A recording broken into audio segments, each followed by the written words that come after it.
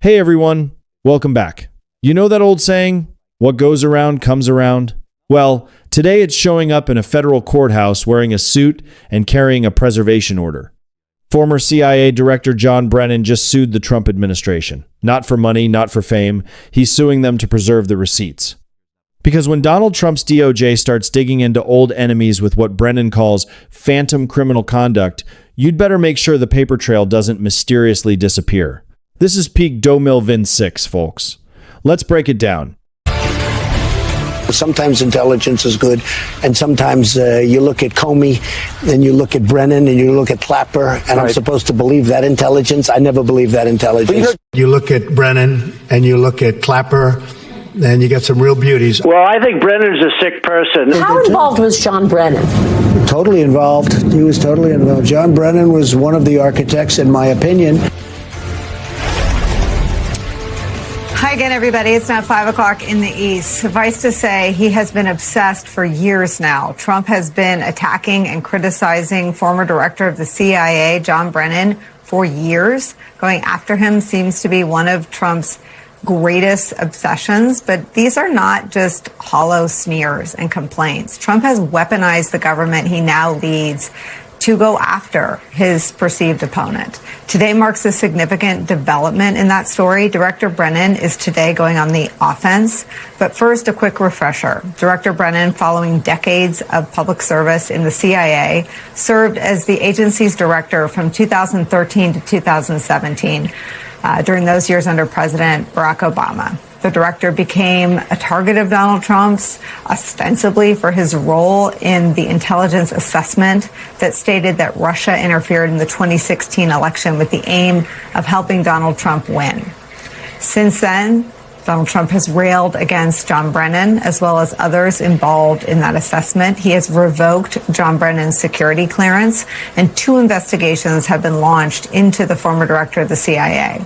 One is over allegations that Director Brennan lied to Congress in 2023 about the intelligence assessment. It was a referral from the chairman of the House Judiciary Committee, Trump ally Jim Jordan. The other is a case that Brennan is part of some sort of grand conspiracy that Caroline Leavitt has talked about from the podium of the White House briefing room to keep Trump out of office. Brennan has denied any wrongdoing in both cases. Today, Director Brennan, who is an MS Now senior national security and intelligence analyst, is joining us for an exclusive interview to discuss his latest move, which is to sue Donald Trump and the Justice Department. Director Brennan has asked a judge to force DOJ to preserve all of its records. From that lawsuit, quote, administration officials from the acting attorney general to the FBI director and the counselor overseeing the Brennan investigations have been publicly declaring Director Brennan a criminal, not only before securing a conviction in court, but even before a full investigation and indictment. And certain officials in the Department of Justice are engaging in demonstrably irregular prosecutorial activity in order to gin up a case that will satisfy the president's direction. Director Brennan expects that he will forcefully challenge any eventual indictment as a product of an unconstitutionally vindictive and selective prosecution. Given the government's questionable recent history with respect to its record preservation and other legal obligations, however, Director Brennan has a well-founded concern that those records and communications will not be preserved until such time as the court can review them for evidence of unconstitutional vindictiveness. About Brennan's lawsuit, the New York Times writes this, quote, the request for a judicial order requiring officials to keep records about a case that has not even been filed was somewhat unusual. And yet it reflected just how abnormal Trump's revenge campaign has become in recent months. As the president's attempts to use the courts to go after his adversaries have become more aggressive, so too have the reciprocal efforts by defense lawyers who have sought to fight the inquiries at ever earlier stages of the investigative process, firing back at Donald Trump's revenge. Here's what happened. On Wednesday, Brennan filed a lawsuit in Washington, D.C., demanding that the Trump administration, including key players like Acting Attorney General Todd Blanche, FBI Director Kash Patel, White House Chief of Staff Susie Wiles, and CIA Director John Ratcliffe, preserve every single record related to investigations targeting him. Emails, calendar entries, internal memos, even private communications involving Trump himself. Brennan wants it all locked down. Why? Because he believes these probes are politically motivated revenge for his role in the Russia investigation years ago. He's calling it exactly what it looks like, a vindictive prosecution in the making. Brennan isn't denying anything in advance. He's simply saying, if you're coming after me with ghost charges, at least keep the evidence intact so we can fight it properly in court. Classic, I see you move. Now let's talk about why this feels so familiar. Donald Trump has never been shy about his enemies list.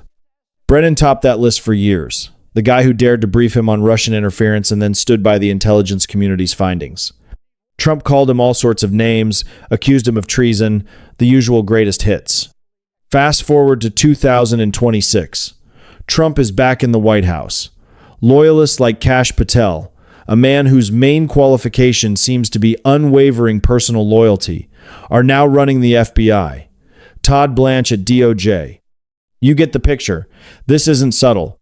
The lawsuit names Trump directly along with his top officials. Brennan's team is essentially saying, we know how this administration operates with records. Remember the last time? Better get a judge involved before anything gets deleted, misplaced, or accidentally encrypted. Campaign is where we begin this hour with former director of the CIA, John Brennan. Thank you for being here and having this conversation with us. Absolutely, Nicole. Thanks for having me on. So what made you sort of take a different legal strategy? Because the facts have always been the same. And I just want to ask you to go over the facts of the smears and the alleged investigations into you as they've been unearthed by Trump ally John Durham, by Marco Rubio, who was a senator in charge of the Intelligence Committee when it comes to that 2016 intelligence assessment. Yeah.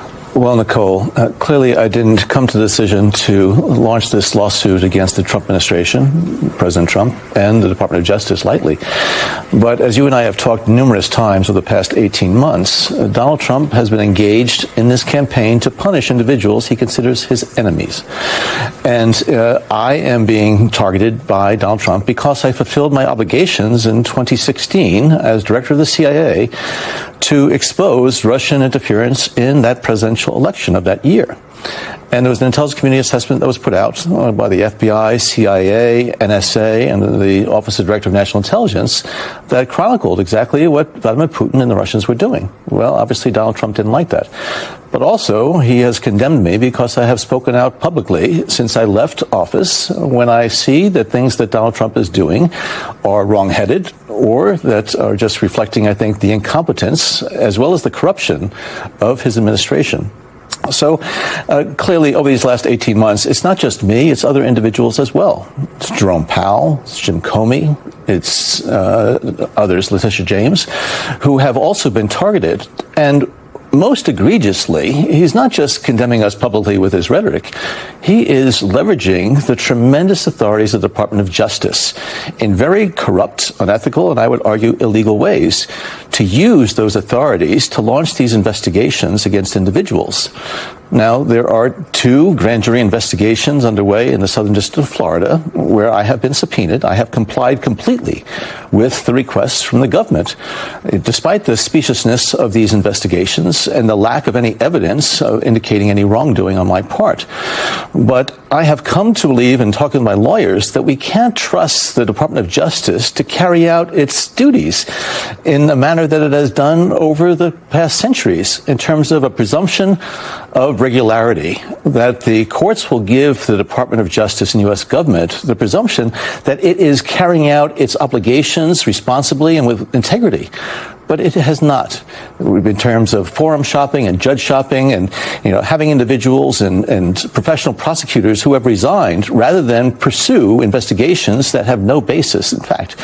So if they're doing this, I also am concerned, and my lawyers are very concerned, that any type of records that might, in fact, expose what they are doing are not being kept. They have, openly, decried or have condemned the obligations to fulfill their obligations under the Presidential Records Act. They are using different apps to conceal their messaging, like Signal apps. Things are automatically deleted. And this is in contravention of long-held requirements that the government is supposed to keep these records. So again, it looks as though with the appointment of Joe DeGenova and continued investigations and, the effort underway in Florida, that there could be an indictment of me, despite whatever speciousness undergirds it. And so we don't want to wait until that point. And so this is a lawsuit that basically is asking the court to compel the government to preserve all those records that they have within the Department of Justice, White House, other agencies that relate at all to the investigations into me, so that if, in fact, there is some effort here to circumvent the law and to abuse the authorities of the Justice Department, it will be available to the court if, in fact, there is going to be this indictment. Don't you already have a smoking gun in the things Donald Trump has said about you? I mean, tell me what the records would prove, and is it that your lawyers will argue that should you be indicted, it's all a vindictive prosecution? Yes, well, as we all know, in the Southern District of Florida, a very competent, respected professional prosecutor either stepped aside or was pushed aside because she was not willing to go forward with an indictment or any type of effort to try to obtain an indictment from a grand jury. And they said, reportedly, she said, there's no evidence there to support such indictment. And we also see that this has been shopped around, and the complaint makes clear, in different districts, whether it be in Virginia or in Pennsylvania, and it's clearly that there is not a appetite on the part of those Department of Justice employees who continue to adhere to their obligations. But it's not stopped Donald Trump and the Department of Justice. And so, again, the fact that this investigation is still ongoing, and there was just a recent, press reporting about what Genova's team is doing in terms of, additional interviews, and people are being interviewed. And I'm not just doing this on behalf of myself. Yes, I'm the sole target of these two investigations down in Florida, but I'm doing it on behalf of others who are being harassed and who are being subjected to the same type of punishment and condemnation. And we have to stand up against Donald Trump and the abuses of authority and the fact that the Department of Justice is being exploited in this way. So what I'm trying to do is, align myself with those universities, those law firms, those individuals who really are pushing back. And I realize that this is going to, irritate the Department of Justice or the Trump administration, but it's the right thing to do. And I think in light of what's going on in this country and all the abuses of power and all the corruption that is going on, people have to stand up, because it's John Brennan today, but it's going to be, I think, many others tomorrow. A judge in the case of, I think, Kilmer Abrego Garcia found that it was essentially a crime declared and then reverse engineered by Todd Blanche specifically. What are you seeking from Todd Blanche and the Department of Justice? Well, again, there's a complaint and then there's a preliminary motion for there to be an immediate sort of injunction that will, again, compel the government, Department of Justice, and other agencies that are noted in the complaint to immediately preserve all records, all documents, emails, text messages, whatever else, correspondence that might have gone back and forth between the Department of Justice, Maine, and down in the Southern District of Florida, to preserve all of those records, because we're going to need them in the event that there is going to be some type of indictment or charges against me. I really want the courts to know that this is an effort that has been cooked up, again, as part of this punishment campaign that Donald Trump has engineered. And the fact that you have individuals, unfortunately, his loyalists, who are willing to go along with him. I am just so glad that there are still individuals of integrity within the Department of Justice, within the U.S. Attorney's offices who are saying no. Saying, no, we're not going to do this because it's inconsistent, again, not only with their authorities, but also with American values. Look, I'm not saying every investigation is automatically illegitimate. But when the president has spent years openly fantasizing about locking up his predecessor's officials and then installs his biggest fans to run the agencies doing the investigating, let's just say the optics are less rule of law and more rule of payback. This is Trump's revenge tour in action. He promised it. His base cheered for it. And now career intelligence veterans are responding the only way they can in a democracy, through the courts, not cable news tirades.